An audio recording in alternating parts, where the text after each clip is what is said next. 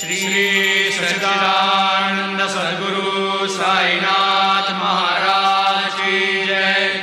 आरती साई बाबा सौख्यदातार जीवा, चरण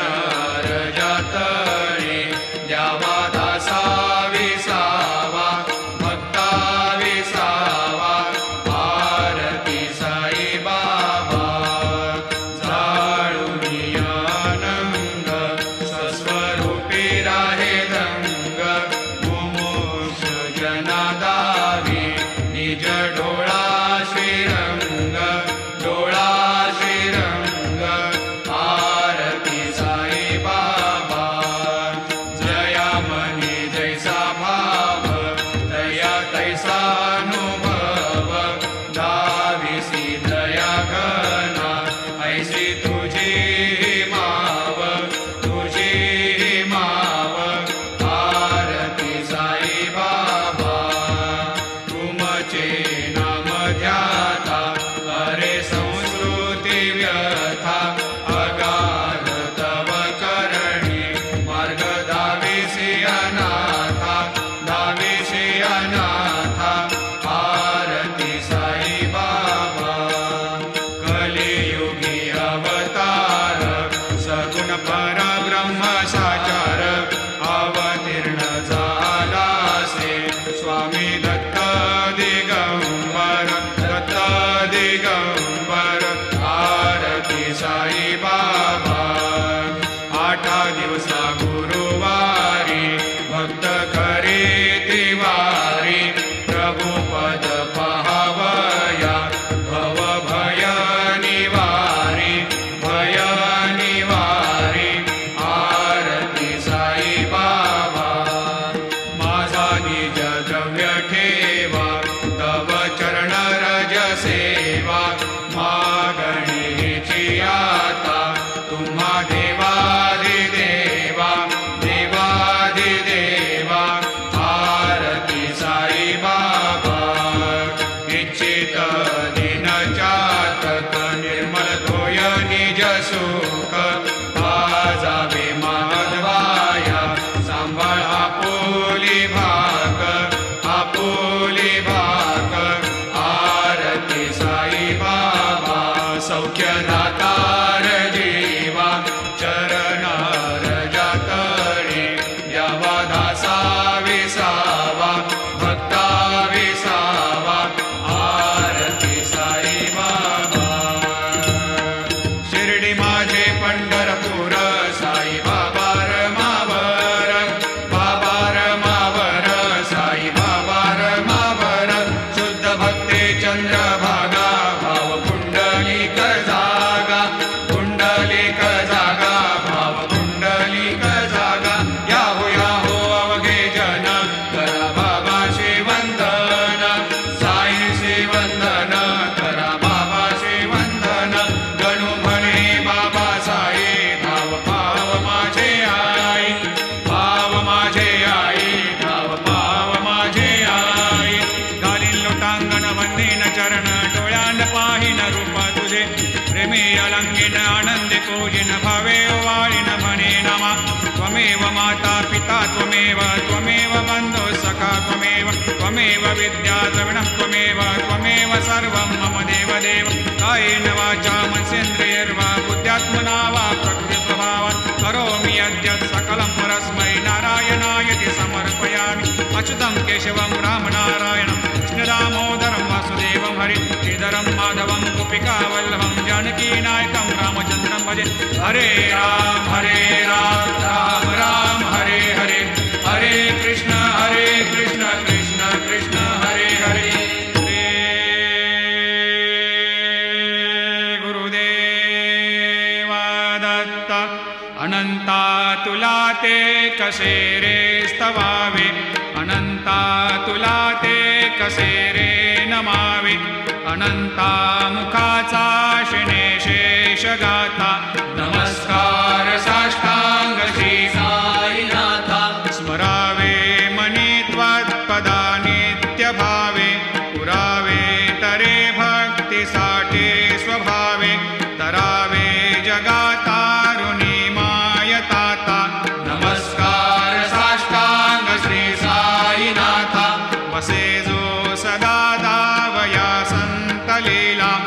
तसे अन्यलोकान् परे जो जनाला परे अंतरि ज्ञान कैवल्यदाता नमस्कार साष्टांग श्री साईनाथ बरालाधला जन्म हा मानवाचा नरासार्थका साधनीभूत साचा धरो साई प्रेमा गळाया अहंता नमस्कार साष्टांग श्री साईनाथ धरावे करीसान अल्पज्ञ बाला करावे आम्हा धन्य चुंबो निघाला मुखे घाल प्रेमे खरा ग्रास आता नमस्कार साष्टांग श्री साईनाथ सुरादिक ज्यांच्या पदा वंदिता ते शुकादिक ज्यांते समानत्व देते प्रयागादि तीर्थे पदे नम्र होता नमस्कार साष्टांग श्री साईनाथ तुझ्या या पदा पाहता गोप बाले सदा रंगलीचित स्वरूपे मिळाले करे रास क्रीडा सवे कृष्णनाथा नमस्कार साष्टांग श्री साईनाथ तुला मागतो मागणे एक द्यावे करा जोडितो दीन अत्यंत भावे भवे मोहनी राज हातारी आता नमस्कार साष्टांग श्री साईनाथ ऐसा येई बासाय दिगंबरा अक्षय रूप अवतारा सर्व हि व्यापक तो श्रुतिसारा अनुसया त्रिकुमारा बाबा येई बा काशी स्नान जप प्रतिदिवशी कोल्हापुर भिक्षेशी निर्मल नदी तुंगा जलप्राशी निद्रा माहुर देशी ऐसा येई बा झोळी लोंबतसे वाम करी त्रिशूल डमरोधारी भक्तावरद सदा सुखकारी देशील मुक्तिचारी ऐसा येई बा पायी पादुका जपमाला कमंडलो मृगचाला धारण करशी बा नागजटा मुकुट शोभतो माता ऐसा येई बा तत्पर तुझाया जे ध्यानी अक्षय त्यांचे सदनी लक्ष्मी वास करे दिन रजनी रक्षिसी संकट वारुणी ऐसा येई बा या परिध्यान तुझे गुरुराया दृश्य करी नयनाया पूर्णानंद सुखे एकाया लाविशी हरि गुण गाया ऐसा येई बा साई दिगंबरा अक्षय रूप अवतारा सर्व हि व्यापक तो श्रुतिसारा अनुसया त्रिकुमारा बाबा येई बा सदा सस्वरूपं चिदानन्दकन्दं जगत्सम्भवस्थान संहार हेतुं स्वभक्तेच्छया मानुषं दर्शयन्तं नमामीश्वरं सद्गुरुं साईनाथं भवद्वांत विद्वांसमार्तण्डमीड्यं मनोवागतेतं मुनिर्ध्यानगम्यं जगद्व्यापकं निर्मलं निर्गुणत्वां नमामीश्वरं सद्गुरुं साईनाथं भवाम्भोधिमग्नार्दितानां जनानां स्वपादाश्रितानां स्वभक्तिप्रियाणां समुद्धारणार्थं कलौ सम्भवन्तं नमामीश्वरं सद्गुरुं साईनाथं सदा निम्बवृक्षस्य मूलाधिवासात् सुधास्राविणं तेक्तमप्यप्रियन्तं तरुं कल्पवृक्षाधिकं साधयन्तं नमामीश्वरं सद्गुरुं साईनाथं सदा कल्पवृक्षस्य तस्याधिमूले भवद्भावबुद्ध्या सपर्यादिसेवां नृणां कुर्वतां भोक्तिमुक्तिप्रदन्तं नमामीश्वरं सद्गुरुं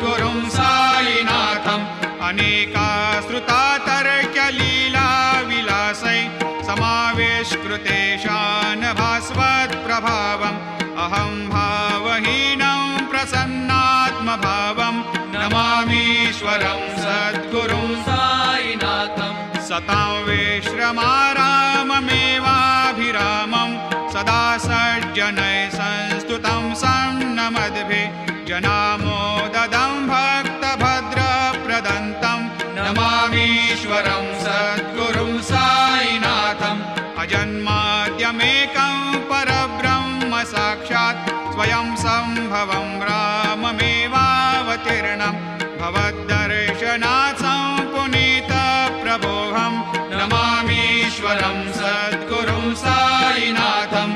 श्री साईश कृपानिधे किल नृणां सर्वार्थसिद्धिप्रद युष्मत्पादरजप्रभावमतुलं धातापि वक्ता क्षमः सद्भक्त्या शरणं कृताञ्जलिपुट सम्प्रापितोऽस्मि प्रभो श्रीमत्साई परेशपादकमलान् न्यान्यच्छरण्यं मम सायेरोपधर रागोत्तमं भक्तकामविबुधद्रुमं प्रभुं माययोपहतचित्तशुद्धये चिन्तयाम्यमर्निशं मुदा शरत्सुधांशो प्रतिमं प्रकाशं कृपातपत्रं तव साईनाथ त्वदीयपादाब्जसमाश्रितानां स्वच्छायया तापमपाकरोतु उपासनादैवत साईनाथ स्तवैर्मयोपासनिना स्तुतस्त्वं रमेन्मनोन्मे तव पादयुग्मे भृङ्गो यथाब्जे मकरन्दलुब्धः अनेकजन्मार्जितपापसंशयो भवेद्भवत्पादसरोजदर्शनात् क्षमस्व सर्वान्धपरान्धपुञ्जकान् प्रसीद सायेश सद्गुरोदयानिधे श्री साईनाथ चरणामृतपोतचित्तास् सत्पादसेवनरतः सततं च भक्त्या संसारजन्यदुरितोर्धवनिर्गतास्ते कैवल्यधाम परमं समवाप्नुवन्ते स्तोत्रमेतत्पठेद् भक्त्या यो नरस्तन्मना सदा सद्गुरो साईनाथस्य कृपापात्रं भवेद्ध्रुवं रुसो मम प्रियाम्बिका मजवरी पिता हि रुसो रुसो मम प्रियाङ्गना प्रियसुतात्मजा हि रुसो रुसो भगिनी बन्धु हि श्वशुरसासुबाई रुसो न दत्त गुरु साई मामजवरी कधीहि रुसो उसो न सुनबाई त्या मजन भ्रातृजाया पुसो पुसो न प्रियसो यरे प्रियसगे न ज्ञाते पुसो पुसो सुरदना सखा स्वजननाप्तबन्धु पुसो परी न गुरु साई मामजवरी कधीहि रुसो पुसो न अबला मूले तरुणरुद्धहीना पुसो पुसो न गुरुधाकुटे मजन थोरसाने पुसो पुसो न च भले बुरे सुजन साधुहीना पुसो परी न गुरु साई मामजवरी कधीहि रुसो रुसो चतुरतत्त्वविद् विबुध प्राज्ञज्ञानी रुसो रुसो हि विदुषी स्त्रिया कुशल पंडिता हि रुसो रुसो महीपते यति भजक तापसे हे रुसो न दत्त गुरु साई मामजवरी कधीहि रुसो रुसो कवि ऋषि मुनि अनघसिद्ध योगे रुसो रुसो हि गृह देवता निकुल ग्राम देवी रुसो रुसो खल पिशाच हि मलिन डाकिने हे रुसो न दत्त गुरु साई मामजवरी कधीहि रुसो रुसो मृग खग कृमि अखिल जीव जन्तु रुसो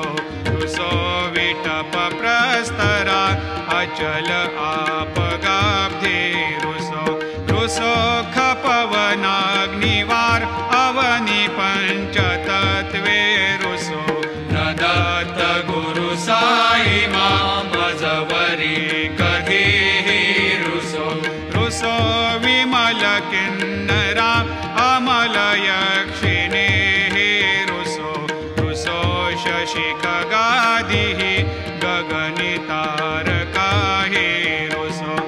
रुसो अमर राजहि अदय धर्म राजा रुसो न दत्त गुरु साई मजवरी कधीही रुसो रुसो मन सरस्वती चपल चेतते रुसो रुसो वपुदिशाखिला कठिन काल तो हे रुसो रुसो सकल विश्व हि मयि तु ब्रह्म गोलं रुसो न दत्त गुरु साई मजवरी कधीही रुसो विमूढ मनुनी हसो मजन मत्सरा हेडसो वदाभिरुचि उल्हसो जनन कर्दमीनापसो न दुर्गधृतिचा धसो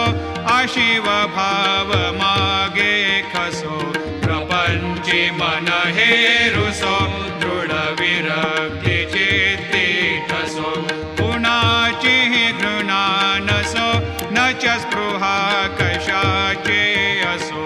सदैव हृदयी वसो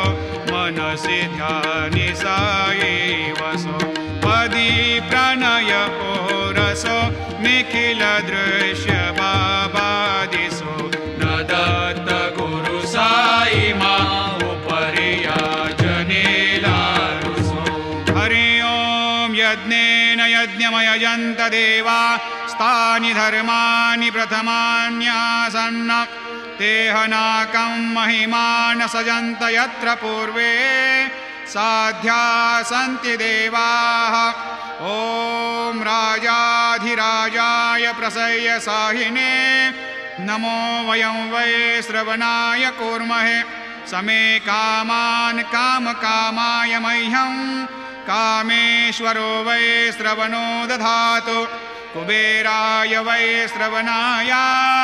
महाराजाय नमः ॐ स्वस्ते साम्राज्यं भोज्यं स्वराज्यं वैराज्यं पारमेष्ठ्यं राज्यं महाराज्यमाधिपत्यमयं समन्तपर्याधीशात् सार्वभौमः सार्वाय शान्तादापरार्धात् पृथिव्यै समुद्रपर्यन्ताय एकराळिति तदप्येष श्लोकोऽभिगीतो मरुतः परिवेष्टारो मरुतस्य वसन्ग्रहे आवीक्षितस्य कामप्रियैर्विश्वे देवा सभासदैति श्रीनारायण वासुदेवाय सच्चिदानंद सद्गुरु साईनाथ महाराज की जय। करचरणकृतं वा कायजं कर्मजं वा श्रवणनयनजं वा मानसं वा अपराधं विहितमविहितं वा सर्वमेतत्क्षमस्व। जय जय करुणाब्धे श्री प्रभो साईनाथ श्री सच्चिदानंद सद्गुरु साईनाथ महाराज।